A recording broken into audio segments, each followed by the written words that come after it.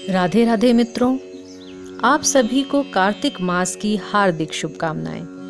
पिछले अध्याय में हमने जाना कि जब भगवान शंकर ने अपने मस्तक के तेज को क्षीर सागर में डाला तो उस समय क्या हुआ। आइए अब इसके आगे की कथा सुनते हैं। परंतु इससे पहले यदि आपने पिछले अध्यायों का श्रवण नहीं किया है तो कृपया पहले पिछले अध्यायों का श्रवण करें, तत्पश्चात ही इस कथा का श्रवण करें, जिसका लिंक आपको डिस्क्रिप्शन बॉक्स में मिल जाएगा। तो आइए आगे की कथा सुनते हैं। 11वां अध्याय। एक बार सागर पुत्र जलंधर अपनी पत्नी वृंदा सहित असुरों से सम्मानित हुआ सभा में बैठा था। तभी गुरु शुक्राचार्य का वहां आगमन हुआ।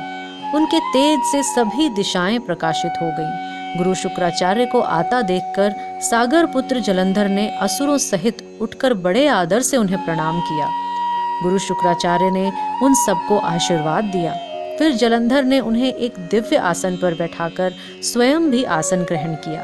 फिर सागर पुत्र जलंधर ने उनसे विनम्रता पूर्वक पूछा, हे गुरुजी, आप हमें यह बताने की कृपा करें कि राहु का सिर किसने काटा था।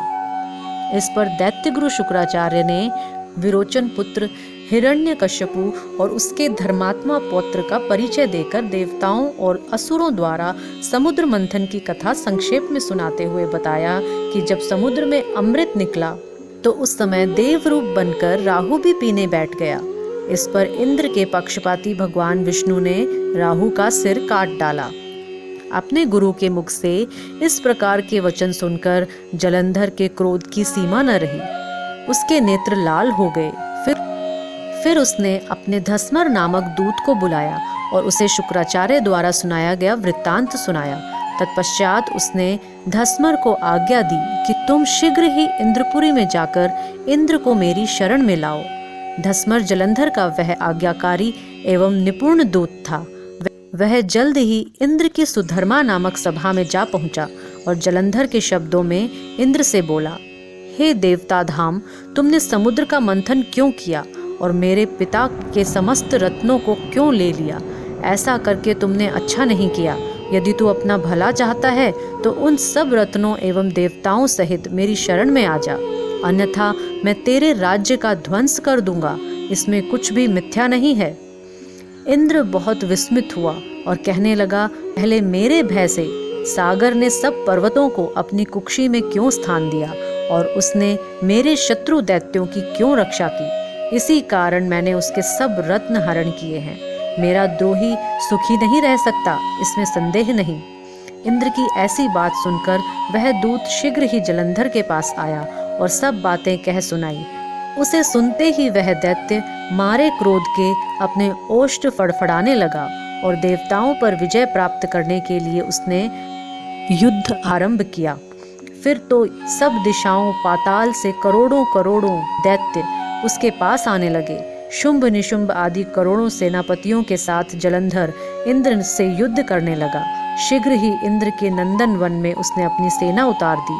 वीरों की शंख ध्वनि और गर्जना से इंद्रपुरी गूंज उठी। अमरावती छोड़ देवता उससे युद्ध करने चले। भयानक मारकाट हुई। असुरों के गुरु आचार्य शुक्र अपनी मृत संजीवनी विद्या से और देवगुरु बृहस्पति द्रोणागिरी से औषधि लाकर जिलाते रहे। पर इस जलंधर ने क्रुद्ध होकर कहा कि मेरे हाथ से मरे हुए देवता जी कैसे जाते हैं। जिलाने वाली विद्या तो आपके पास है। तत्पश्चात यह सागर पुत्र युद्ध भूमि में आकर बड़े तीव्र गति से देवताओं का संहार करने लगा। जब द्रोणाचार्य जी औषधि लेने गए तो द्रोणाचल को उखड़ा हुआ शून्य पाया। वह भयभीत हो देवताओं के पास आए और कहा कि युद्ध बंद कर दो, जलंधर को अब नहीं जीत सकोगे। पहले इंद्र ने शिवजी का अपमान किया था।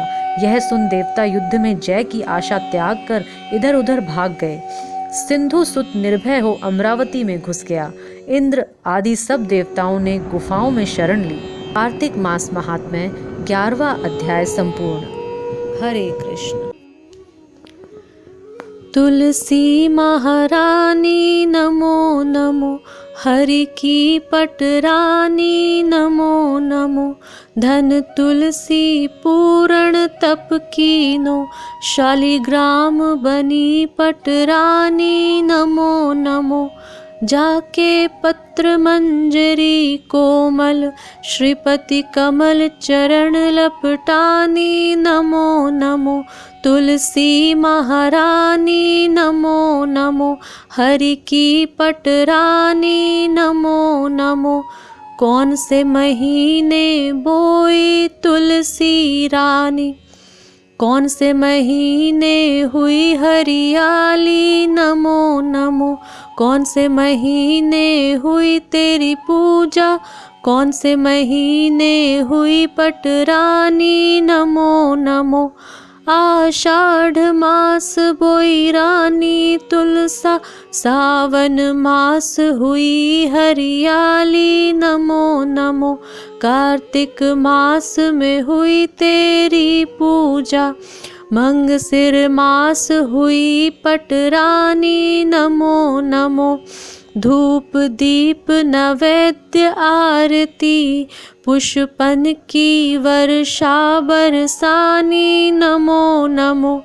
56 भोग 36 व्यंजन, बिन तुलसा हरि एक ना मानी नमो नमो।